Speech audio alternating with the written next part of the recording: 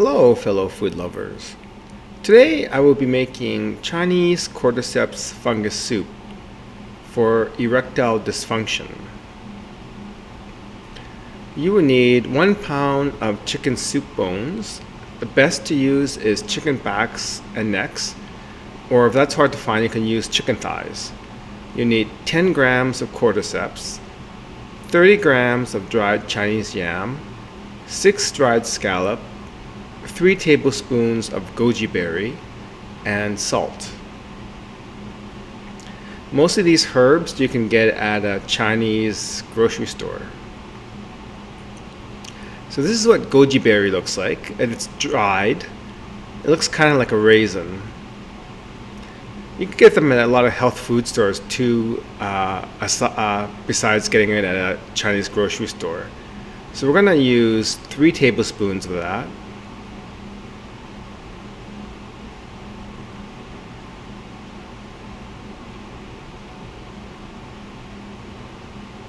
This is traditional Cantonese herbal soup. It's fairly simple to make. There's basically just 4 herbal ingredients. So there's the goji berries, 3 tablespoons, and then there's dried scallop, and you can get these at Chinese grocery stores as well. We're going to use 6 of those.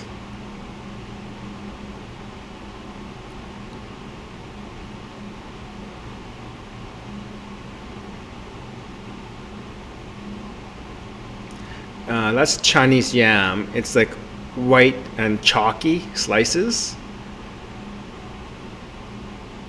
It's totally edible. All these herbs can be eaten with the soup. So yeah, it's Chinese yam. We're going to need 30 grams of that. And that's cordyceps. That's a fungus that's native to Tibet. It's like a parasitic fungus. It actually grows off of dead caterpillars.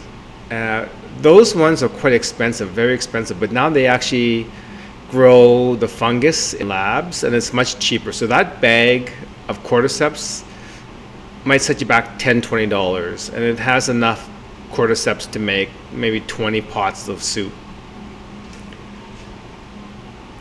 It's very affordable now. So that's about 10 grams of cordyceps.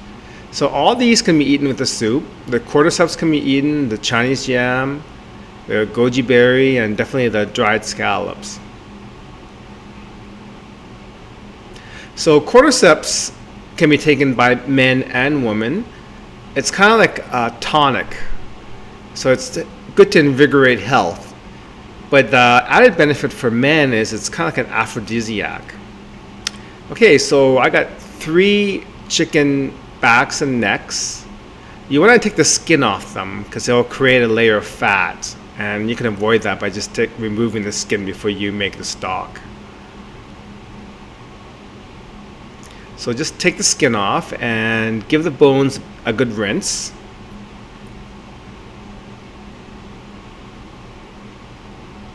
Then you can throw it into a soup pot. So we're going to blanch the soup bones for about 5 minutes at a full boil. And then we're going to make the soup stock afterwards. So we're going to drain that water from the first boil, and then we're going to add more water to make the soup stock. So for this blanching, we just need enough water to just cover the bones.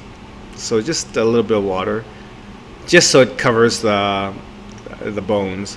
So we're going to bring that to a boil. And then when it's boiling, we're going to boil it for 5 minutes. Just to blanch it. Okay, so 5 minutes has gone by.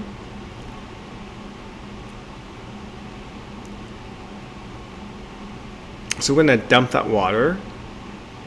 It has a lot of the impurities. So if you do blanching before you make the soup stock, you're going to get a much clearer soup.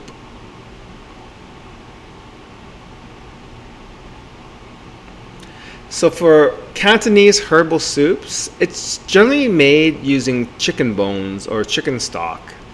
It's not that often that they would make Chinese herbal soups or Cantonese herbal soups using pork bones or anything else like that. So cordyceps is herb that's good for men and women. But for men, it has the added benefit that it's kind of an aphrodisiac. And it's sometimes used by Chinese medical doctors to treat erectile dysfunction.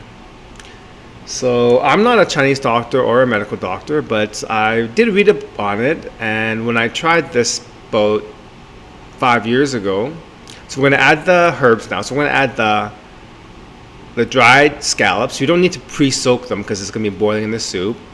We added the Chinese yams, the goji berry, and the cordyceps. So we're going to bring that to a boil. And then once it's at a boil like that, we're going to turn the heat down to low and then cover it. So I don't use a pressure cooker to make herbal soups because I think that maybe high temperatures might damage the medicinal value of the herbs.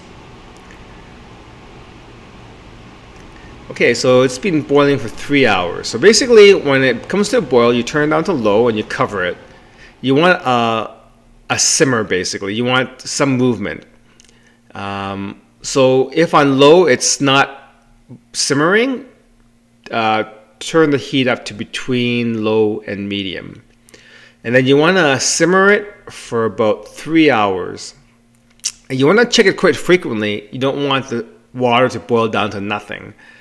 So this is like a old fire soup in Cantonese terminology, meaning it's simmered for a long time. And so you can eat everything in the soup, even like the meat off the chicken bones. So I'll have more information on the write-up about cordyceps. So enjoy. Bon appetit.